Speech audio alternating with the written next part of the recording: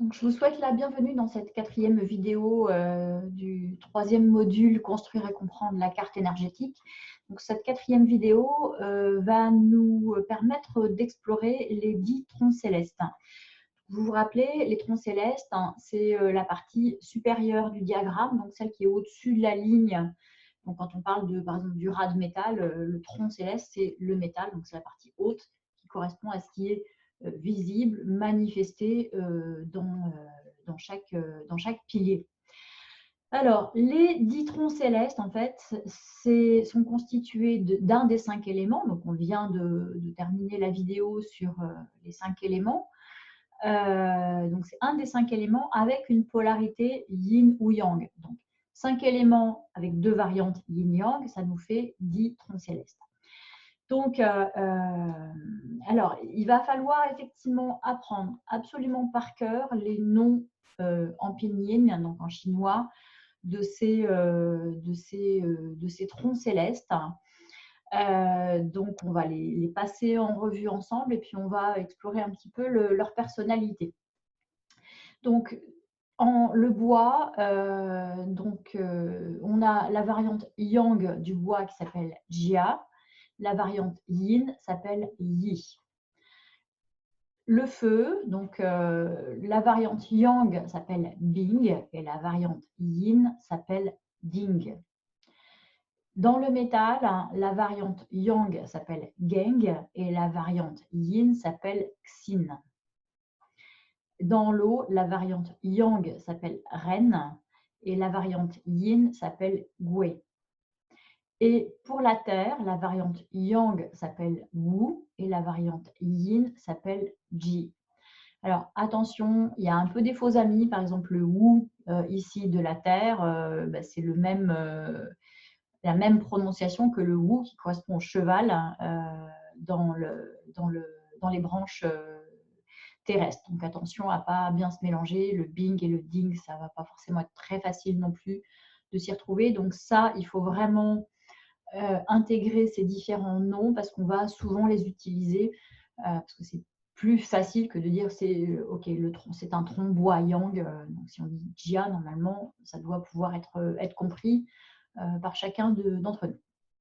Alors, il y a une chose que je dois préciser sur le yin et le yang. Le yin et le yang, ça n'est absolument pas fort et faible. Donc, ce que dit le yang, c'est une notion un peu brute de décoffrage. Donc, il y a quelque chose de plus brutal, de plus direct, de plus, on va dire, qui va prendre plus facilement des risques et qui va éventuellement se mettre plus en danger aussi. Un côté un peu sauvage, non domestiqué, non apprivoisé. C'est un petit peu l'image du yang. Alors que le yin, dans ce cadre-là, c'est un peu l'antithèse de ce que je viens de dire, donc il va être plus souple, plus diplomate, il va arrondir plus les angles, il est plus apprivoisé, on va dire qu'il est plus sociabilisé en fait que le yang. Il va plus, voilà, le côté plus souple, c'est aussi, il va peut-être prendre plus facilement des détours que le yang qui va lui passer en ligne droite. En fait. Donc, un tronc j'insiste vraiment là-dessus, un tronc peut être yang mais faible, et de même qu'un tronc yin peut être, qu'un tronc céleste peut être yin et fort. Donc, ça n'est absolument pas la notion de fort ou faible. Ça, il faut vraiment bien comprendre ça. Alors, si on rentre dans la compréhension de ces troncs. Donc, le bois, donc on va passer les deux variantes du bois. Donc, le bois yang, alors le bois, ce qu'on a vu avec les 5 éléments, c'est qu'il était associé à la créativité, la souplesse, le fait de la résilience, la possibilité de rebondir, l'optimisme. Le bois, il s'adapte. Donc, si on le fout dehors par la porte, il va rentrer par la fenêtre. En tout cas, il va toujours trouver une façon de rebondir.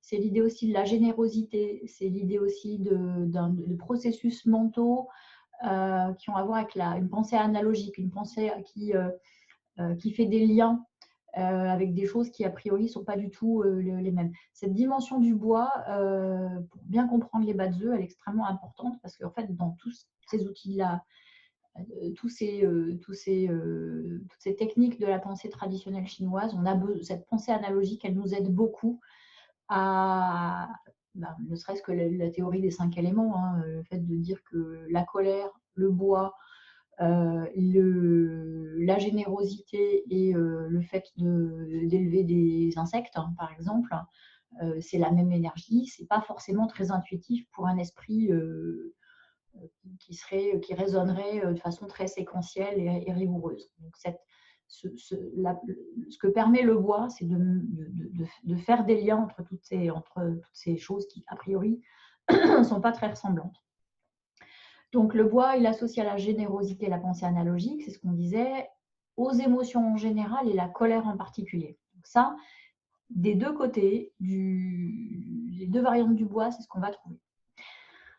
Maintenant, si on s'intéresse au bois yang, Jia, donc c'est un peu l'image d'un arbre, hein, donc quelque chose d'assez solide, de costaud. L'idéogramme, alors l'idéogramme, c'est pas nécessaire de les connaître par cœur, ces idéogrammes, il faut savoir les reconnaître hein, quand même, en tout cas au moins s'y référer si vous les trouvez. Dans certains logiciels, ils sont montrés en idéogramme, donc avoir quelque part un endroit où on peut les retrouver, c'est quand même, ça peut être utile. Là, l'image en fait de cet idéogramme, ça représente un fanion, une bannière. C'est un peu l'idée de celui qui passe devant la troupe et qui tient la bannière.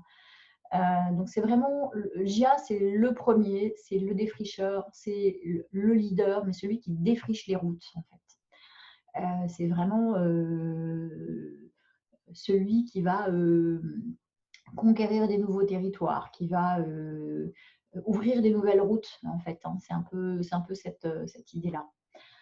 On verra que dans la série des 10, hein, Jia, c'est le premier. Donc, c'est vraiment celui qui ouvre la série. Il n'a pas peur de prendre des coups.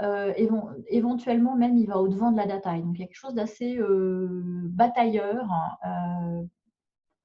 potentiellement agressif aussi. Il y a quelque chose d'une énergie têtue et déterminée. Alors, têtue et déterminée, c'est un peu la caractéristique générale du yang, hein, en réalité, dans ces litrons célestes. En tout cas, voilà, quelque chose de très... le Jia n'aime pas du tout rester sur des territoires, des chemins qui ont déjà été parcourus par d'autres. Ça ne l'intéresse pas. Yi, donc c'est le bois yin. Donc il a toutes ses qualités hein, de créativité, de souplesse, de contourner les obstacles, de rebond, d'optimisme, etc., de résilience. Lui, il va s'adapter, mais plus en souplesse. Donc un côté plus diplomate. Il est peut-être moins visible hein, que le premier de cordée, hein, mais par contre, il va être peut-être plus concentré, moins batailleur. Donc, il va moins chercher à aller au-devant de la bataille. Le Jia, il a vraiment besoin de conflit, en fait. Hein. Le feu, maintenant. Donc, le feu, si on se rappelle ce qu'on a vu avec les 5 éléments, c'est une énergie qui irradie, une énergie d'expansion. Il apporte de la joie, de la mise en lumière, de la clarification, il rend visible, il rend lucide. La question de la visibilité, il permet de donner du sens, de donner à voir, il s'exprime avec des images, hein, que ce soit des images, des photos, de la vidéo, en tout cas, il a un rapport très fort à l'image, surtout quand elle est en couleur. Bing, donc le feu yang, donc c'est vraiment l'idée de quelque chose qui jaillit très soudainement, qui explose, un mouvement complètement centrifuge, donc il va vers l'extérieur, il occupe beaucoup d'espace. Donc il est un peu comme le soleil en plein été, quelque chose de très vigoureux, mais potentiellement violent, un peu destructeur potentiellement. Hein. C'est vraiment l'image de l'incendie, quelque chose qui peut être assez violent. Le feu yin, donc, qui s'appelle ding, c'est plus l'image de la lueur de la chandelle, hein, ou une petite étincelle de joie. Il y a quelque chose de plus souple à nouveau, hein, ça c'est la variante yin. Il prend moins de place. C'est un rayonnement chaud, joyeux, agréable, harmonieux. Par contre, il faut se méfier quand même. Ça ne veut pas dire qu'il est moins dangereux parce que la petite étincelle, c'est aussi elle qui peut mettre le feu aux poudres. Donc, mais en tout cas, il n'y a pas une destruction directe. En tout cas, le danger, il n'est pas forcément direct dans ce digue. La Terre. Donc, la Terre, si on se rappelle dans la vidéo sur les 5 éléments, bon, il y a une notion d'inertie, de lenteur, mais c'est aussi une notion de changement en profondeur. C'est une notion d'aller au fond des choses, de mener à terme, pas par pas, de façon méthodique, un rapport au temps long. Il y a l'idée d'une constance dans le temps, on avance et on tient son objectif. Une notion aussi d'accueil et de réceptivité qu'on trouve dans la Terre. L'émotion, c'est la rumination, la nostalgie, le ressassement, le fait de dire ah bah oui, mais si il ne m'avait pas dit ça, et ben alors il se serait passé ça. Donc une difficulté peut-être à oublier en fait des choses. La Terre s'exprime pas beaucoup, mais par contre elle fait beaucoup parler. Donc il y a l'idée d'écoute également. D'accueillir la parole, c'est un peu ça. L'idée du mélanger, du composite, le collectif, du coup, qui est en fait un agrégat d'individus différents. Et enfin, la Terre, c'est ce qui met un cadre. Il y a un rapport à la tradition en particulier. On a toujours fait comme ça. Il ne faudrait quand même pas être la nouveauté. Attention, c'est dangereux. Donc, ça peut être un petit peu ce genre de réflexe-là. Encore une fois, c'est ni bien ni mal. On va dire que ça, c'est la tendance naturelle de la Terre. La Terre Yang, qui s'appelle Wu, donc c'est vraiment l'image d'une montagne, d'un barrage. Il y a une force d'obstruction. Donc c'est très stable. C'est un peu dans la montagne, il y a quelque chose d'une force absolument inamovible, compacte, éventuellement trop compact, donc stérile. C'est-à-dire que là, sur la photo du Cervin, il n'y a pas grand-chose qui pousse. L'idée d'une force d'obstination un peu obtuse, têtue. L'idée vraiment d'une forteresse, le bélier au sens, vous savez, cet outil, cet instrument dont il se servait au Moyen-Âge pour essayer d'enfoncer justement les portes des forteresses.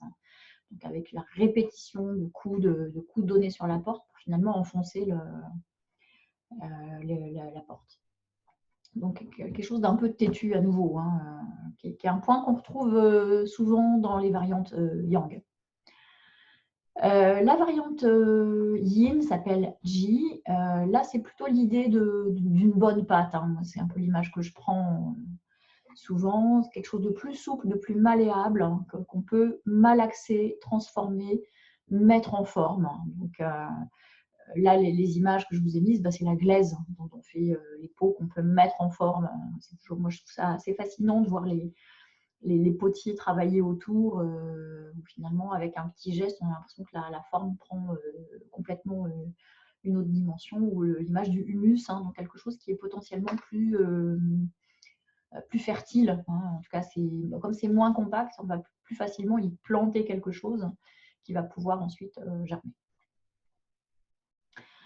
Le métal. Donc le métal, on se rappelle, c'est la capacité à trancher, juger, décider, faire le bilan, faire un point, se concentrer, discerner ce qui est juste, ce qui n'est pas juste, ce qui est équitable, pas équitable. L'idée d'équité qui est très importante dans cette énergie du métal.